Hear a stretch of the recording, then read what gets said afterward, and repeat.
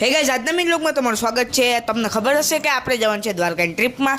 બધી તૈયારી થઈ ગઈ હતી તો હવે આપણે નીકળી ગયા છીએ દ્વારકા માટે। બોલેરામાં આપણે દ્વારકા માટે જવાના છીએ। થોડીક જ વારમાં આપણે પહોંચી ગયા દ્વારકા અને આપણે જવાનું છે મંદિર તરફ। મંદિરે જતાં પહેલાં તમને ગોમતી ઘાટના દર્શન કરાવી દઉં।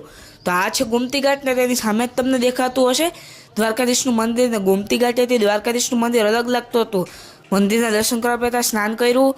મંદિરેથી દર્શન કરીને આપણે જોયું કે દ્વારકાધીશની ધ્વજા બદલતી હતી।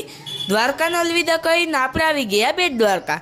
અને અહીંયા તમને અવનવી વસ્તુ જોવા મળશે। કૃષ્ણ ભગવાનના જન્મથી મરણ સુધી તમને એક એક વસ્તુ જોવા મળી જવાની છે। દ્વારકાના દર્શન કરીને આપણે આવી ગયા તો સુદર્શન છે તો અહીંયા ફોટોશૂટ કરવી ને પછી આપણે નીકળી ગયા તો ગોપી તળાવ માટે। અહીંયા માછલી નાસ્તો લીધો। નાગેશ્વર તો આવી ગયા પણ દર્શન કરવાનો વારો જ ન આવ્યો। હર્ષદ આવીને આપણે થોડોક નાસ્તો કર્યો।